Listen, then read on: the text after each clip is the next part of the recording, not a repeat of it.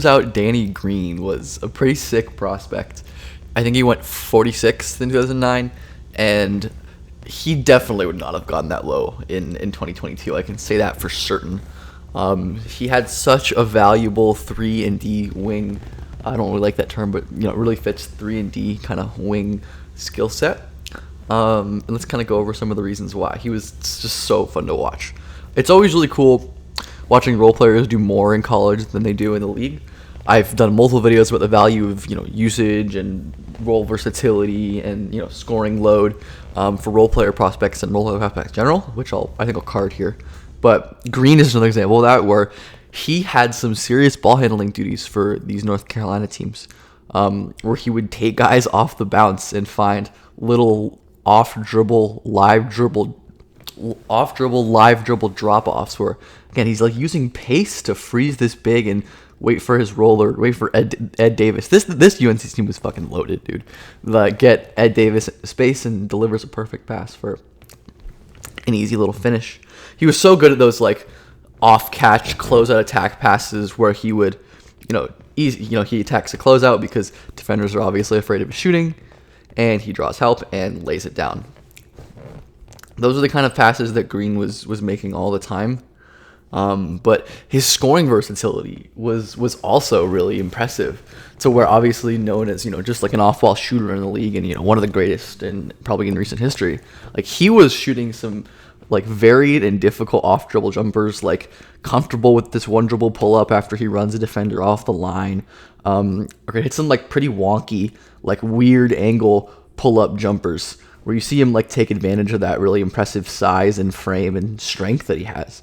Where Green's able to dislodge this defender, and the release is so high there's really no chance this guy contests at all. And then he was able to hit a lot of shots at really tough angles, again, just with that touch, with that release. And he's just another cool example of the usage thing, where Danny had pretty substantial usage in college for UNC in his years, and then in the NBA he has never exceeded that usage at all. Obviously in his more relevant seasons with San Antonio and then Toronto and LA and Philly, I guess later, he was just a low usage role player, a guy who didn't really drive any offense. But that wasn't the case with Danny in college, which is another cool reminder that usage is important and varied usage is important. But Danny, as expected, was an incredible off-ball player as well. Was so good at slipping behind the defense into little creases to open himself up for layups. But even when he couldn't, he was persistent in relocating to the 3-point line and floating into the open space for jumpers. He timed his cuts so well off of movement. This looks like designed-ish, but he sees Ty Lawson drive here, and Green slips in behind the defense. And again, watch him cut.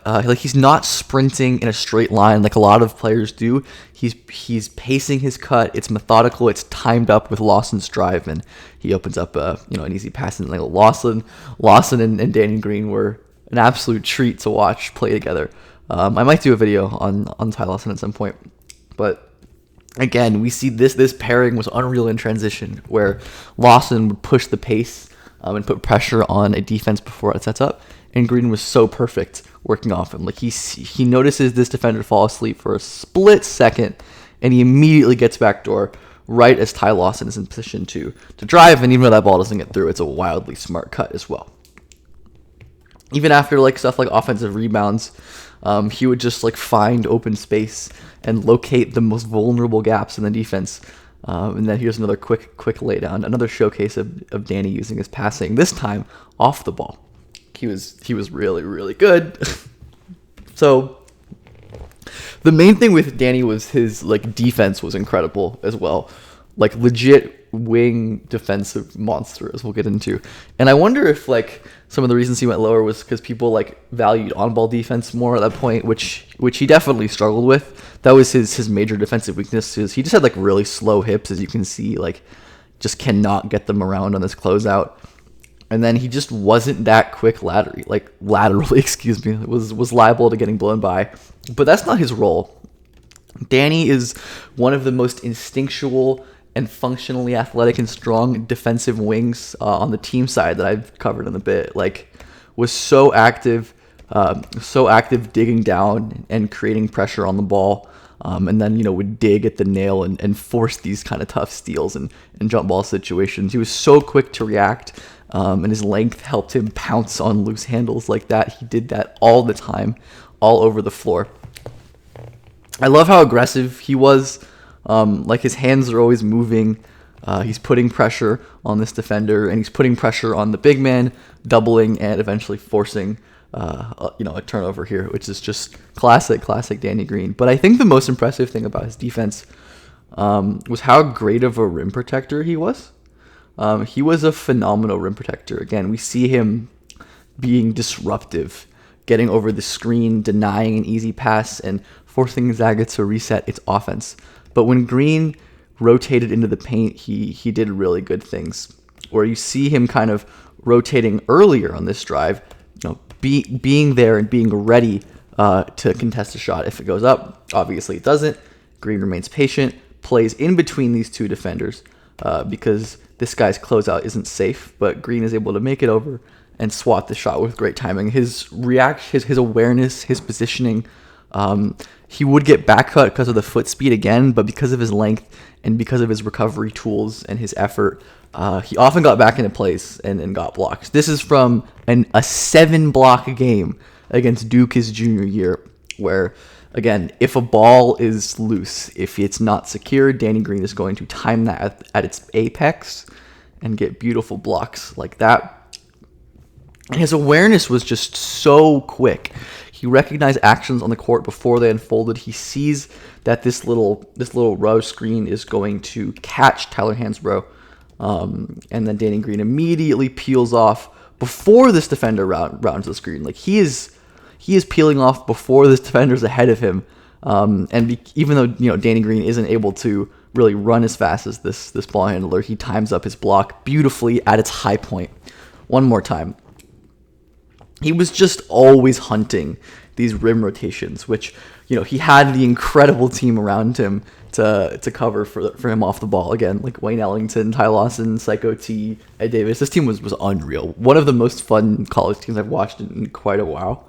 But Danny was just able to use his instincts and his rotational awareness and his really impressive rim protection technique for a wing to time out these blocks. And I just I want to underscore how ridiculous Danny Green was. He set some filters like 3 steal 3 block, not the best measure of defense, but have shown to be important in some ways. He shot 9.4 threes per 100, which was absurdly high for 2009 as well.